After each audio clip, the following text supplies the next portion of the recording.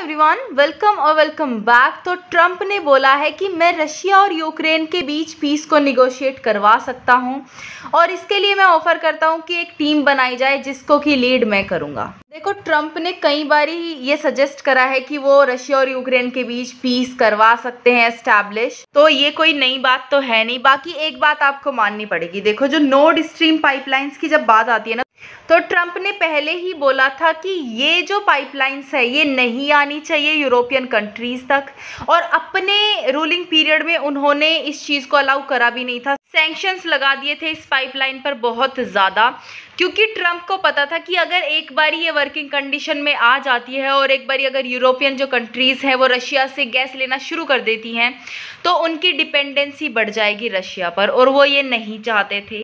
लेकिन बाइडन के सरकार में आते ही बाइडन ने इस चीज़ को अलाउ कर दिया। बाद में वो खुद मानते हैं कि इट वॉज अ ब्लंडर, ये नहीं करना चाहिए था, क्योंकि किसी चीज़ को डिस्ट्रॉय करने से ज़्यादा बेहतर है कि आप उसको अलाउ ही ना करो। आपके रिश्तों में जो टेंशन्स है वो भी कम रहेगी। तो आपको ये मानना पड़ेगा, कितना ही बेवकूफ़ समझे कोई ट्रम्प को, नॉर्ड स्ट्रीम पाइपलाइंस के मामले में उनका ये रेफरेंस बिल्कुल सही था। दूसरी बात, उन्होंने बोला कि अब साबोटाज कर दी गई है पाइपलाइन तो it could lead to a major escalation और वॉर, और इन्होंने वर्ल्ड वॉर 3 की तरफ भी इशारा करा था अपने ट्वीट के जरिए। अगेन ट्रम्प ने रिपीटेडली क्लेम करा है कि यूक्रेन वॉर कभी नहीं होती अगर ट्रम्प प्रेसिडेंट होते तो, और वो सल्यूशंस ढूंढ के इस सिचुएशन के लिए ऑफर करते जिससे कि ये वॉर होने से रुक सकती थी। ट्रम्प ने एक और ट्वीट करते हुए बोला था कि पाइपलाइन को ब्लो अप करके मैटर को और ज़्यादा वर्स मत करो, स्ट्रैटेजिक बनो, स्मार्ट बनो और एक निगोशिएट करवाओ डील दोनों कंट्रीज़ के बीच में, क्योंकि दोनों कंट्रीज़ की ये नीड है और दोनों कंट्रीज़ ये चाहती भी हैं। और सिर्फ ये यूक्रेन और रशिया नहीं बल्कि entire world is at stake, मतलब एंटायर वर्ल्ड खतरे में है। अगर ये ऐसे ही चलता रहा तो वर्ल्ड वॉर 3 हो सकती है, जिसकी वजह से पूरी दुनिया को खामियाजा भुगतना पड़ेगा। और इन्होंने बोला कि जो ग्रुप मैं बनाऊंगा उसको मैं लीड करूंगा to get a peace deal negotiated between the two countries. अभी के टाइम पे रीसेंट ट्रम्प के ट्वीट्स हैं ये सारे कि पीस डील होनी चाहिए दोनों कंट्रीज़ के बीच में, एंटायर वर्ल्ड स्टेक पर है और स्मार्ट बनो, पीस डील ही सबसे बेहतर तरीका है इस चीज़ को रोकने का। ये काफ़ी कंट्रास्टिंग है, क्योंकि स्टार्टिंग में वॉर की ट्रम्प ने कुछ ऐसे ट्वीट करे थे कि मैं खुद न्यूक्लियर सबमरीन्स भेजूंगा रशिया के कोस्ट पर पुतिन को प्रेशराइज करने के लिए।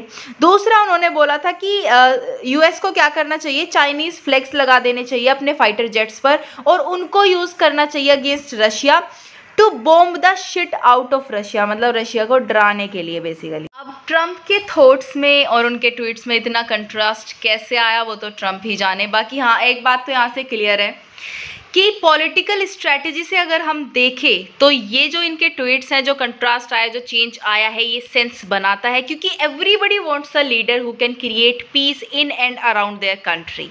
तो ये पॉलिटिकली स्ट्रैटेजिक तो है। बाकी ट्रम्प ने एक बार नहीं बल्कि मल्टीपल टाइम्स बोला है कि यूक्रेन और रशिया को एक सॉल्यूशन निकाल लेना चाहिए सिचुएशन का और पीस निगोशिएट कर लेना चाहिए दोनों कंट्रीज़ को अपने बीच में, right now not later when everyone will be dead.